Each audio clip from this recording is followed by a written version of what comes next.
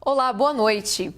A água no mundo pode acabar? Segundo o IBGE, o Brasil consome em média 6 litros de água para cada R$ 1 produzido pela economia. Como está o consumo de água no Brasil e em Uberlândia? Saiba mais agora no Jornal da UFO.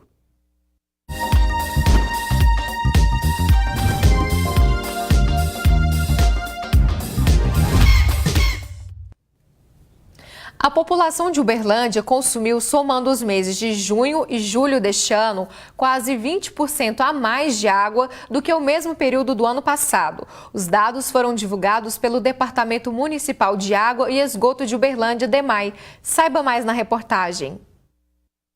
Segundo o DEMAI, de fevereiro a julho deste ano, o consumo de água aumentou em relação ao mesmo período do ano passado. Os meses de junho e julho registraram os maiores índices, 11,72% e 8,02%, respectivamente. No dia 21 de julho, a população de Uberlândia bateu recorde no consumo de água, 283 litros por habitante. Índice bem maior do que o preconizado pelo Instituto Trata Brasil, que é de 185 litros por pessoa. Aqui em Uberlândia nós temos 2 estações bem definidas, então a gente tem um verão chuvoso e um inverno seco. Então agora a gente está no período de estiagem, né, no inverno seco, mas sem esse frio. Então com o calor a população consome bastante água, então isso tende a aumentar. O aumento das temperaturas pode ser um indício para o crescimento do consumo de água. Em junho, a temperatura ficou 1,2 graus mais alta que no mesmo período em 2017. Já em julho, o aumento foi de 2,6 graus em relação a julho do ano passado. Quanto às chuvas, não houve diferença, o déficit foi o mesmo. Os dados são do Boletim de Monitoramento Climático para Uberlândia, desenvolvido pela Camila, e que tem colaboração da Universidade de São Paulo. Em relação ao ano de 2017, agora em 2018, mês de junho e julho, em termos de precipitação, tanto ano passado quanto esse ano, então choveu 0 milímetros, não houve precipitação.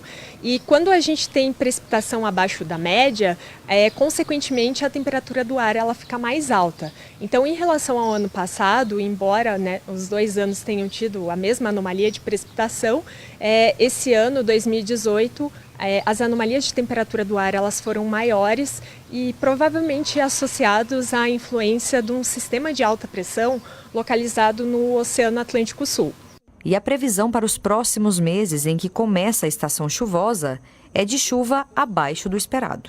A previsão dos modelos climáticos é de precipitação abaixo da média climatológica, da média de longo período no próximo trimestre. Agosto, setembro e outubro, de 50% a 70% abaixo da média. Então, só lembrando que agora no mês de setembro, outubro, é o início da estação chuvosa. Então, nós já temos um início da estação chuvosa mais seca. Este professor de Engenharia Civil da UFO trabalha com hidráulica e saneamento. Ele explica que é preciso pensar em um consumo consciente da água. É isso que a gente fala de ter consciência, é quando a gente realmente para pensar se eu estou gastando a água de forma consciente ou não. Ou seja, eu parar para pensar a forma com que eu estou gastando a água.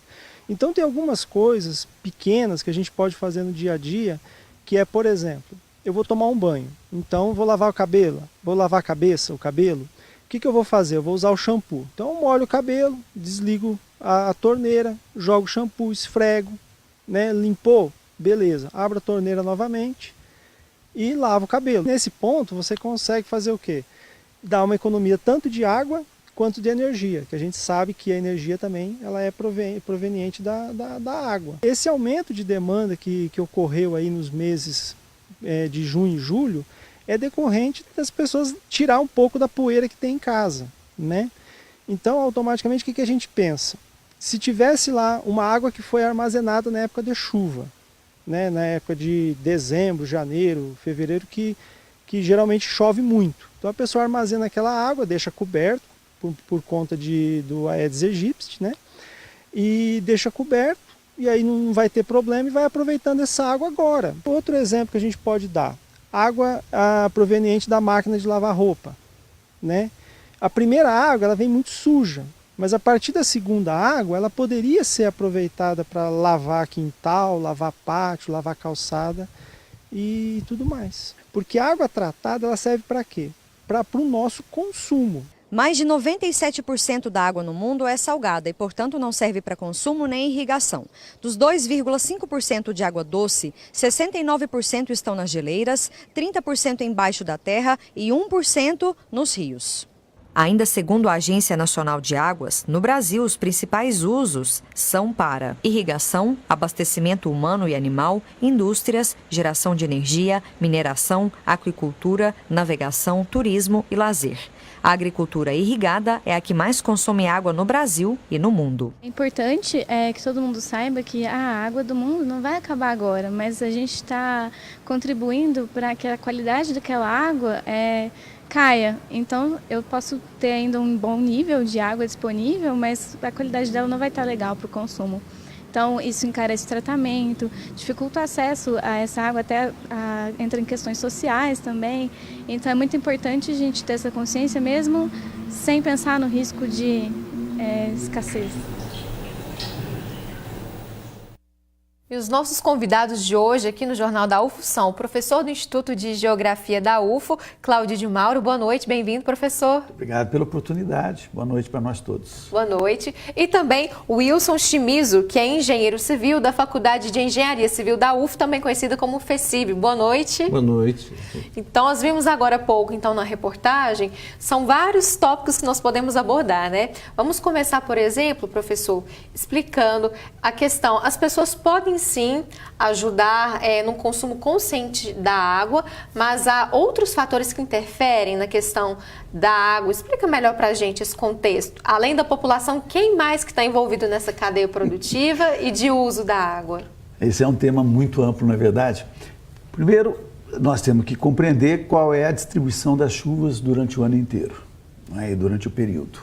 Porque não é só a quantidade de água que cai, mas é como ela cai. Se ela cai de maneira compassada, se cai de maneira torrencial, porque se cai de maneira torrencial, vai toda para o rio e vai embora.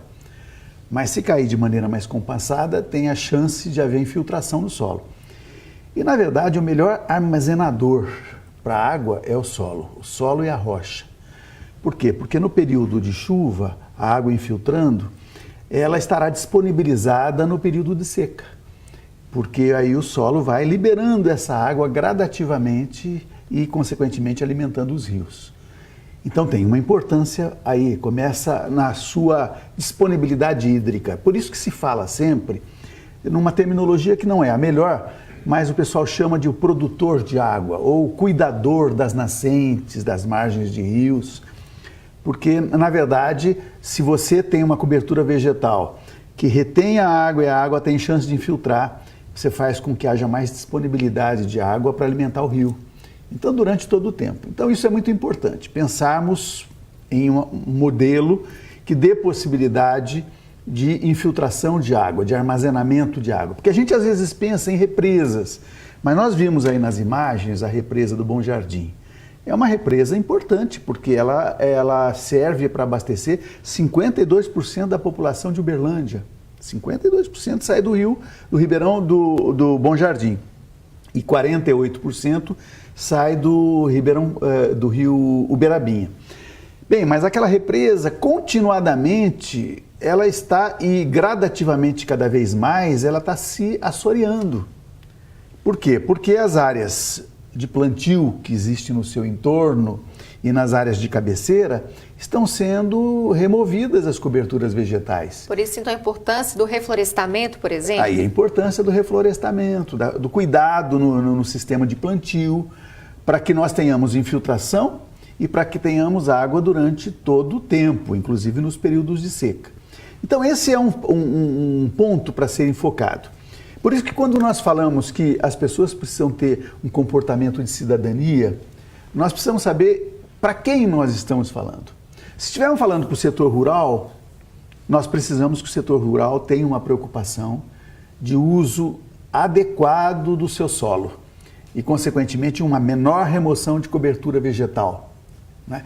Uberlândia era o portal do cerrado e hoje você praticamente não tem mais cerrado no nosso entorno. E na área do município de Uberlândia está acabando o cerrado. Por quê? Porque a depredação tem sido muito grande. E isso é falta de cidadania, é falta de visão cidadã. Mas se nós estivermos falando, por exemplo, com o setor industrial, nós precisamos dizer que precisa haver reuso de água, que precisa haver um aproveitamento mais adequado, né, da água que é utilizada, o aproveitamento da água da chuva, porque nós temos telhados, a universidade, por exemplo, tem telhados enormes, ela poderia perfeitamente captar a água de chuva para poder desenvolver uma série de atividades durante o ano. E se nós formos pensar, então, no uso doméstico, então aí tem diversas outras providências também a serem tomadas, que nós podemos comentar, mas eu gostaria de ouvir o professor o Shimizu falando a respeito desse assunto também. Certo. Até mesmo puxando já essa deixa, Shimizu, que ele falou, né, dos telhados, como que entra também essa parte das construções para ajudar também na questão da água? Construções sustentáveis talvez seriam então uma opção?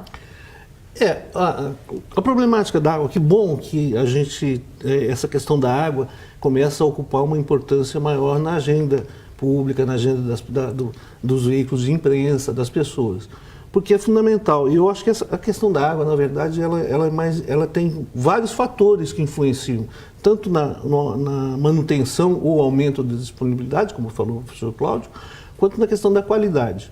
Então, todas as medidas e políticas que venham a contribuir para isso são importantes. Agora, na questão dos telhados, das construções sustentáveis, não é só a questão do telhado, é importante que você mantenha, por exemplo, áreas permeáveis no seu terreno, para que a chuva possa infiltrar e fazer o papel que o professor Cláudio estava dizendo, de alimentar o aquífero, não é, subterrâneo, para essa água ficar armazenada no solo. Não adianta a gente ter áreas e todas impermeabilizadas, que a água chove, escorre e vai rapidamente para os rios e caminha para os oceanos, então não retém no solo. Então, essa concepção de aproveitamento de água de chuva, de áreas permeáveis, de você aproveitar, de reter a chuva no solo, não é o primeiro, digamos assim, o princípio basal para você ter uma quantidade de água disponível. Agora, em relação ao uso e as campanhas que a gente vê sendo feitas, quer dizer, é importante, eu acho que todos os segmentos, não existe um setor que seja vilão no uso da água. Primeiro isso, o setor agrícola e irrigante, principalmente, reclama muito de que eles são apontados como os vilões. Não existe vilão. Na verdade, é uma constatação de que há uma necessidade de uso da água para irrigação para aumentar a produtividade. Isso, inclusive, contribui para diminuir o desmatamento, para diminuir a pressão sobre novas áreas, não é? Para cultivo. Então, é importante que você recupere áreas que não estão sendo utilizadas pela irrigação para poder incorporar a produção. Esse é um ponto. Agora, o que é importante, aliás, é fundamental, é que cada segmento usuário tenha a perspectiva de fazer o uso de modo consciente. É um uso consciente e uso parcimonioso da água. Não sendo gastão. Então, você tendo práticas agrícolas que permitam trabalhar adequadamente o solo, não é? E na irrigação você está sempre utilizando técnicas que economizem água, que não desperdicem água. Isso é fundamental. Da mesma maneira para o setor da indústria. Agora, um dado é que, na média, no Brasil, até no mundo, na média, o setor de irrigação consome entre 60% e 70% da água. Então, o maior volume de água é consumido pelo setor de irrigação, setor agrícola. O setor de abastecimento e indústria fica ali entre 12% e 15%. E outros usos não chegam a 10%. Então, quando a gente faz uma campanha e centra só no consumo doméstico, você tem que fechar a torneira, você pode, na hora de escovar o dente, tomar banho, quer dizer, na hora de passar o shampoo, desliga. Está correto, eu acho que tem que ser isso mesmo. Mas a gente tem que atentar que o setor de irrigação, quer dizer, ele tem um papel muito importante, porque se você consegue economizar 10% de volume na irrigação, equivaleria a você estar economizando 40% do consumo urbano de abastecimento, aí na média. Então, se a gente não pode responsabilizar um segmento, mas se vamos trabalhar para que todos economizemos água, eu acho que tem que ter políticas também para todos os setores. O setor de indústria, como disse o professor Cláudio, investir no reuso, investir em processos reduzam o consumo de água, né? E o setor de irrigação, técnicas que sejam mais poupadores de água e práticas agrícolas que retenham água no solo. Ótimo. Daqui a pouco nós continuamos com a nossa conversa. Será que vem chuva por aí? Veja na previsão do tempo.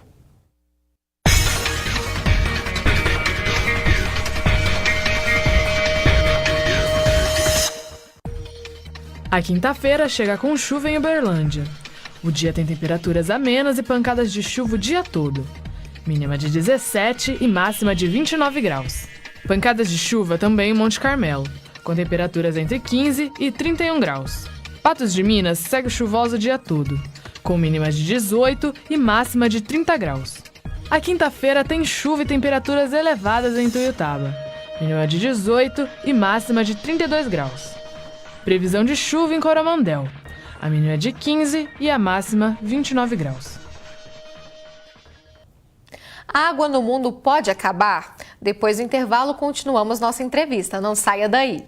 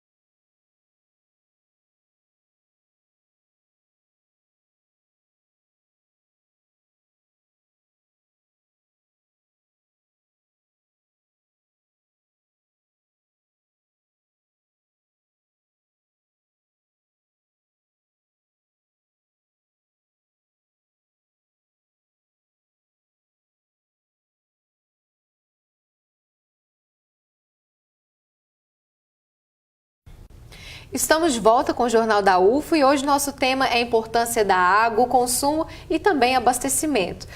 Antes do intervalo, surgiu a seguinte pergunta: a água pode vir a acabar? Responde pra gente essa polêmica, professor. Olha, na verdade, a quantidade de água disponibilizada no planeta continua sempre a mesma, então não vai acabar a água, né? O que pode acontecer é a gente perder a qualidade da água e com isso, então, haver uma diminuição da disponibilidade. Se a água ficar muito suja, por exemplo, vamos pegar um exemplo mais exagerado, o Rio Tietê em São Paulo, ele acabou não sendo aproveitado para consumo humano e, consequentemente, pode-se dizer que em São Paulo a água acabou, mas na verdade não acabou, é que ela não é tratada da maneira como deveria e, consequentemente, não atende àquela demanda, principalmente no que diz respeito aos melhores usos, aos usos que são mais qualificados, como, por exemplo, o banho no rio ou beber a água diretamente, coisas desse gênero. Agora, o que pode acontecer é você ter uma migração da água de um lugar para outro, não é? Então, se você tem uma evapotranspiração é a transpiração dos animais, dos vegetais e a evaporação que sai dos solos. Então, e da própria atmosfera. Então, você tem a evapotranspiração. Se essa evapotranspiração for muito forte, você pode ter também um movimento de massas de ar levando a água para outra bacia hidrográfica, para chover em outro lugar e menos aqui. Então tem mudança. Como nós já tivemos historicamente mudanças climáticas no mundo, né? A Amazônia, por exemplo, há aproximadamente 20 mil anos, não era uma floresta da maneira como ela está hoje. Era ali predominantemente o cerrado, era um clima de cerrado. O clima era outro, com característica diferente. Aquele tipo de vegetação que tinha lá e aquela quantidade de água estava se precipitando em outros lugares do planeta, né? Eu exemplifiquei com a Amazônia porque fica mais claro para a gente compreender em função da existência da floresta. A floresta ela é resultado da disponibilidade hídrica. Solos muito pouco profundos, solos rasos, mas com uma boa disponibilidade hídrica, então de chuvas em especial. Então, com isso, tem muita cobertura vegetal florestal. Agora, portanto, a água não vai acabar, tá certo? O que vai acontecer é mudança no comportamento das precipitações, das chuvas e, consequentemente, nas bacias hidrográficas. Por isso é que nós precisamos a cada vez mais ter um planejamento no uso e ocupação dos solos e no sistema produtivo. Os comitês de bacias hidrográficas têm um papel decisivo, que nem sempre cumprem, né? Por falta talvez de experiências anteriores, por falta de iniciativa, mas os nossos comitês ainda agem de uma maneira muito tímida em relação às responsabilidades que eles têm. E assim também ao poder público. O poder público não tem sido adequadamente capaz de fazer os enfrentamentos que são necessários. Aí nós poderíamos dizer, não, mas é que o modelo de desenvolvimento, o sistema, da maneira como ele existe, ele é predador e, consequentemente, os comitês e os próprios governos não conseguem atuar da maneira como precisa.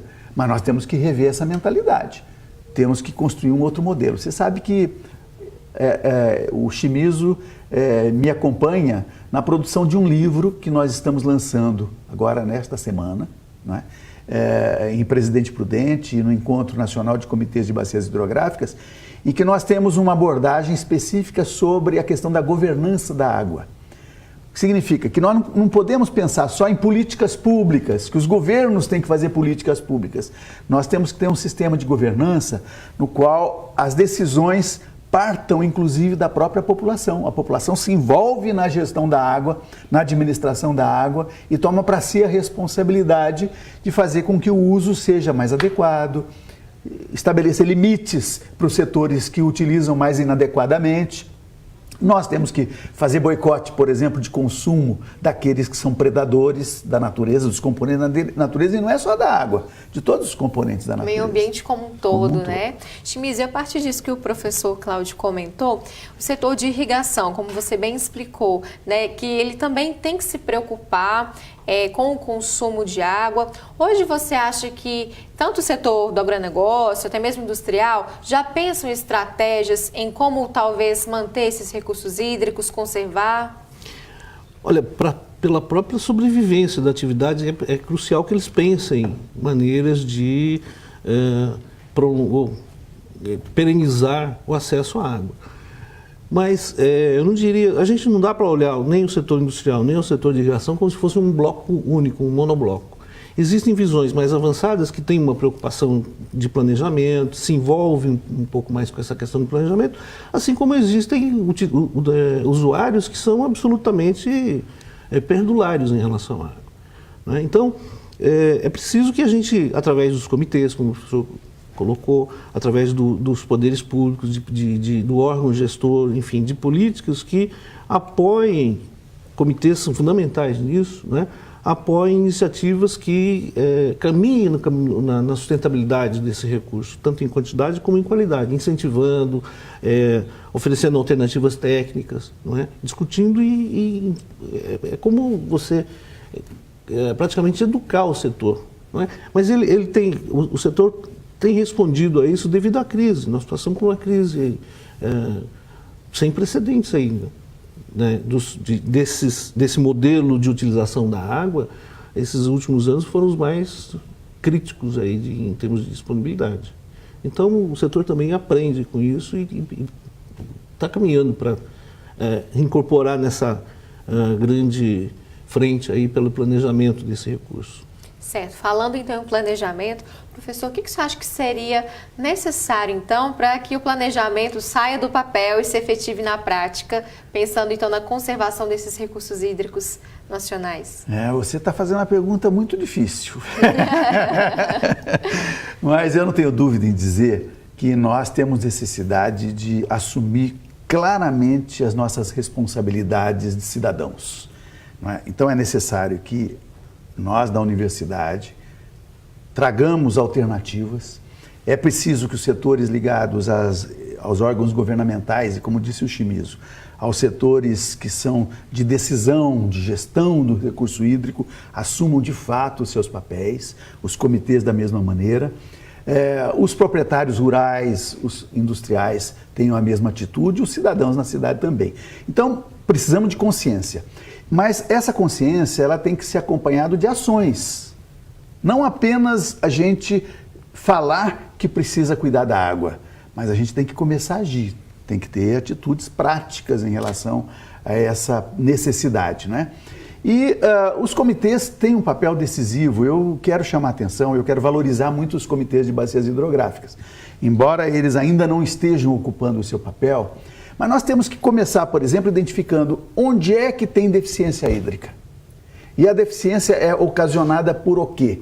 Olha, nós temos países e regiões do globo terrestre que têm precipitações anuais, por exemplo, de 400, 500 milímetros, que é uma quantidade muito baixa, é praticamente para a região semiárida. E, no entanto, esses países conseguem resolver os seus problemas de abastecimento, de produção rural, porque se organizaram para isso. Israel é um exemplo? Israel é um exemplo. Na Espanha, por exemplo, a região de Múrcia é uma área seca, quase desértica, e, no entanto, é a maior produtora de frutos e alimentos para a Europa como um todo. Olha só, interessante. Né? Então, é possível, sim, a gente ter modelos de políticas de desenvolvimento. Agora, nós aqui, por exemplo, que temos 1.200, 1.500 milímetros de precipitação, não podemos reclamar, nós temos muita água. O que nós não temos feito é uma gestão adequada dessa água. Temos que identificar quais são os lugares onde tem conflito. Quais são os conflitos existentes? Entre que setores? Né? Por exemplo, na bacia do Paranaíba, nós tivemos a identificação do conflito na bacia do São Marcos, na subbacia do São Marcos, e o comitê formou um grupo de trabalho que fez o enfrentamento e estabeleceu um pacto dentro da bacia. Nós temos situações em que é necessário que o sistema de licença para captação da água, porque a água não é uma coisa que as pessoas podem transformar em um bem privado. Ela é um bem público, de uso comum, não é? E, consequentemente, tem que ter um plano para eu poder sacar a água para o meu abastecimento ou para a minha produção. Então, isso se chama outorga, precisa ter a outorga. Às vezes, são outorgas coletivas, de grupos de proprietários rurais, por exemplo, para que eles possam combinar a maneira como vão captar aquela água e, consequentemente, utilizá-la para atividades. Então, tem áreas que têm conflitos já estabelecidos, tem áreas que são potencialmente em risco de conflito. Por exemplo, o comitê do Araguari está agora com a preocupação de estudar a revisão do seu plano diretor, plano de bacia.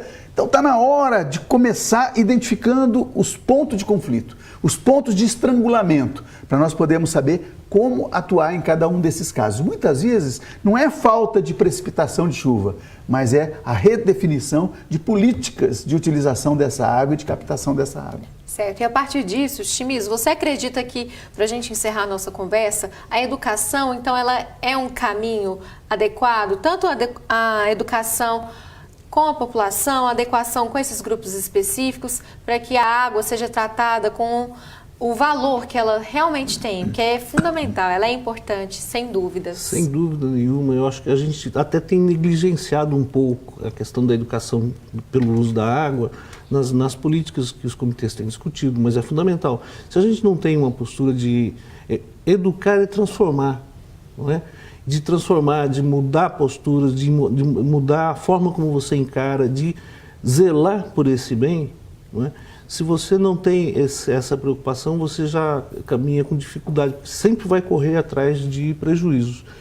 É preciso você ter planejamento, planejar de maneira coletiva, porque você precisa chamar todos os atores que utilizam a água para fazer parte do planejamento. Vamos combinar uma regra aqui de utilização para que a gente tenha água 10, 20, 30, 40 anos, a gente tenha a quantidade de água.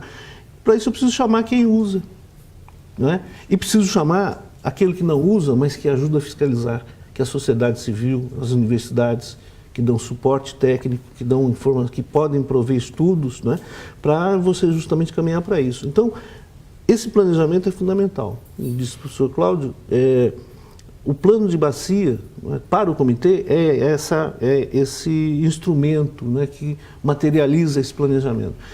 E aí tem que ser previstas ações de educação pelo uso da água. Isso é fundamental, sem dúvida nenhuma. Ok. Amigo, exemplo, companheiro. São várias qualidades que podem definir os pais. A data de comemoração é no domingo, dia 12, mas todo dia é tempo de demonstrar o amor. Desejar Feliz Dia dos Pais, muita felicidade e saúde. Vocês são muito especiais para os seus filhos, porque é da família, né, que temos a base de tudo, então é de vocês que tiramos a inspiração, que nós somos educados durante toda a nossa vida. E eu quero mandar um abraço para meu pai, falar que eu agradeço muito a ele por tudo que ele faz por mim, por todo esforço, por batalhar por nós, né, que eu tenho mais irmãos, e é isso. Professor Cláudio, muito obrigada pela presença. Também, Chimis, volte sempre ao Jornal da UFO. Sempre à disposição. Obrigada. O Jornal da UFO termina agora. Amanhã vamos falar sobre saúde do homem. Você pode participar. Envie perguntas em nossas mídias sociais. Boa noite e até amanhã.